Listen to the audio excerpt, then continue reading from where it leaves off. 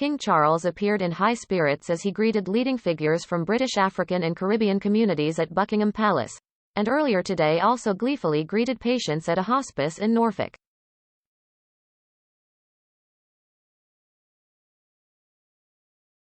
The royal, 74, threw his head back in laughter as he enjoyed chatting with guests at a reception ahead of the Powerless Black Excellence Awards, which honors the most influential people from the community.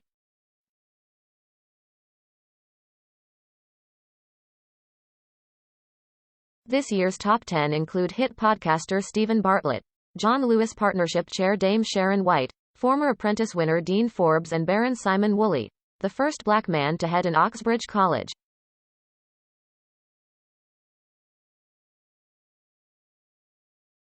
One snap saw the monarch delightfully greeting Baroness Amos, who was last year appointed Lady of the Garter by the late Queen Elizabeth, and other photos showed him in deep conversation with esteemed attendees.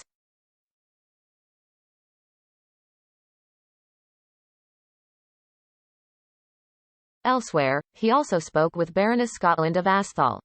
Charles opted for a chic light grey suit, adorned with a dusky blue tie.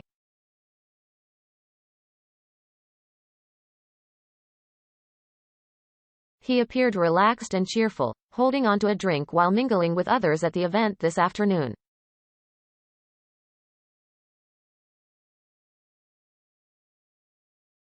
The Power List has been around since 2007, and is primarily sent to schools, universities and corporate organizations to celebrate the talent of young people of African and African Caribbean heritage.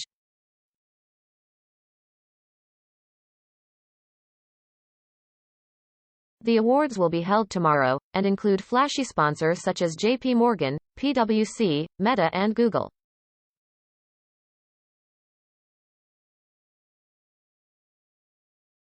Earlier this afternoon, the King made a visit for the opening of Priscilla Bacon Hospice in Norfolk.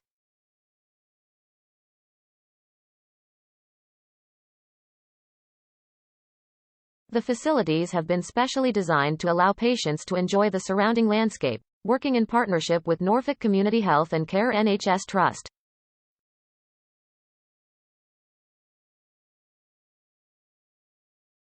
Charles looked to be in peals of laughter as he met young patient Rebecca Turner and her family, who were all sporting paper crowns.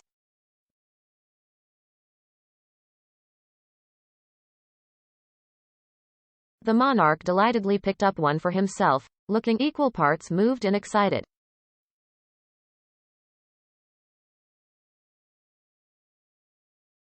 According to the Eastern Daily Press, the royal also had a happy encounter with a 12-year-old Labradoodle, Agnes, who is a therapy dog.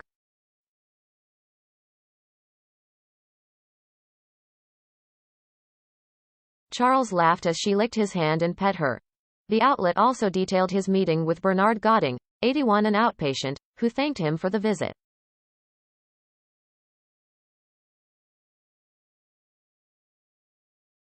"It's a jolly good place, Norfolk, isn't it?" the King replied. It comes as earlier this week, Charles was seen sweetly reminiscing over a photograph of treetops, where the then Princess Elizabeth was when King George VI died in his sleep in the early hours of February 6, 1952.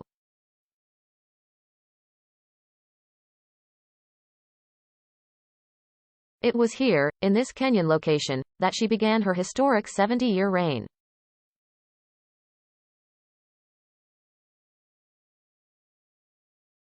The King was accompanied by Queen Camilla, 76, as they viewed part of the royal collection at a reception for the Kenyan diaspora in the UK, as was filmed looking at the photograph and appearing to say it was extraordinary.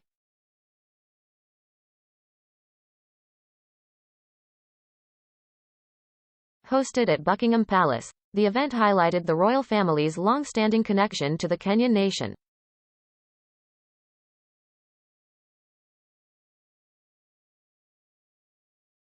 The event was held to celebrate the warm relationship between the two countries and the strong and dynamic partnership they continue to forge ahead of their Majesty's state visit to Kenya.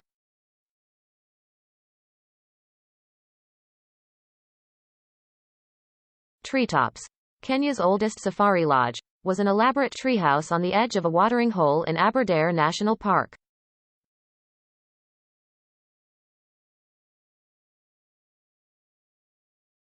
The property was rebuilt after being burned down by guerrillas a few years later, but when the Queen and Prince Philip stayed, their accommodation was a comfortable 3-bedroom shack, with a small servants' quarter, built in the upper branches of a giant fig tree.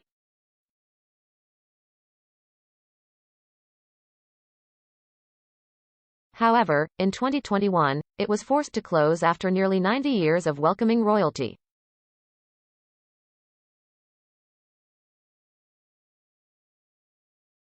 Elizabeth was not originally destined to become queen. However, she became heir presumptive after her father, King George VI, ascended to the throne following the abdication of his older brother, King Edward VIII.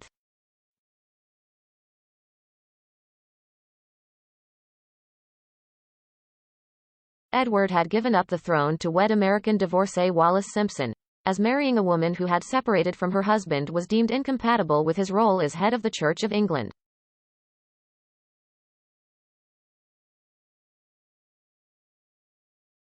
During the afternoon before hearing the news of King George VI's death, Princess Elizabeth spent the day with her camera snapping charging rhinos and a waterbuck goring a rival to death from her elevated vantage point.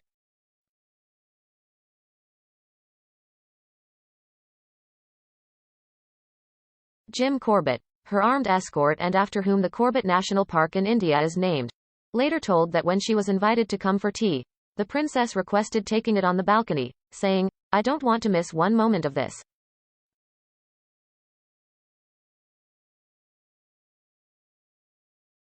In the Treetops logbook, Corbett penned, "For the first time in the history of the world, a young girl climbed into the tree as a princess and climbed down as a queen."